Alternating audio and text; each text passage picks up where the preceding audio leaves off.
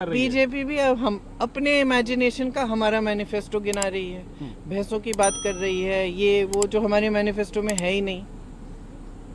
BJP अपना manifesto क्यों नहीं गिनाती? बीजेपी ने किया है 10 सालों में, इतना सारा काम किया है। इनके नेता हर जगह कहते हैं कि इतना काम हुआ है कि 70 सालों में इतना काम नहीं हुआ, और कांग्रेस ने 70 सालों में कुछ नहीं कहा। तो गिनाए ना कि क्या काम किया है, बताएं क्या काम किया है, कितने रोजगार दिलवाए। 70 करोड़ बेरोजगार क्यों घूम रहे हैं देश में? 45 सालों में सबसे ज्यादा बेरोजगारी क्यों है देश में, अगर इतना काम किया है इन्होंने? बताएं, हमारे मैनिफेस्टो पे क्यों अटके हुए हैं? अपना भी कोई मैनिफेस्टो होगा, अपनी भी कोई योजना होगी कि हम बेरोजगारी को कम करेंगे, हम महंगाई को कम करेंगे, हम किसानों की क्या मदद करेंगे। उसके बारे में क्यों नहीं बोलते? उनकी सनक है कांग्रेस पार्टी, मोदी जी की भी यही बातें करते रहते हैं और हमेशा ध्यान भटकाने की बात करते हैं।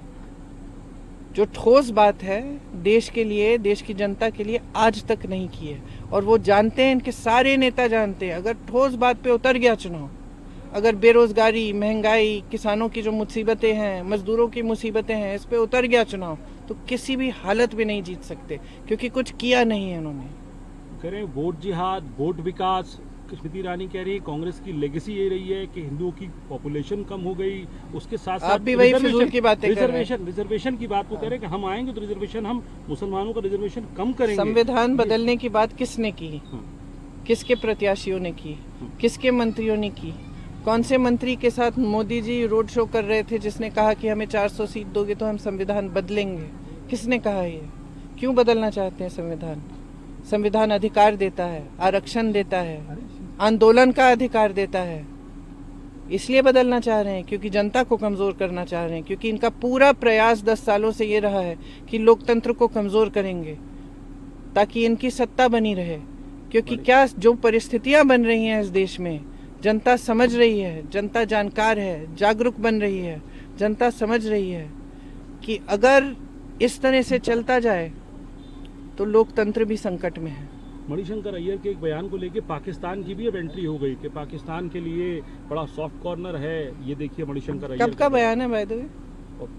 पुराना बयान कब का? लेकिन आ जाएगा। नहीं, कब का है? तो हम उसकी चर्चा अभी क्यों कर रहे हैं? ये चुनाव कहाँ है? भारत में है, पाकिस्तान में है? तो हम पाकिस्तान की चर्चा क्यों कर रहे हैं? और आप ये सवाल क्यों कर रहे हैं? आप मुझसे पूछो ना, बेरोजगारी के बारे में पूछो। भारत में सबसे ज्यादा बेरोजगारी है 45 सालों में, इसके बारे में पूछो।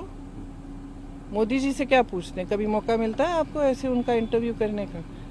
चुपचाप बैठे रहते हैं, 2 कुर्सियां लगा के, जो चाहते हैं वही पूछते हैं और उसमें हाँ में हाँ मिलाते हैं। उनसे पूछिए कि पाकिस्तान की बात क्यों कर रहे हैं? भारत में चुनाव है।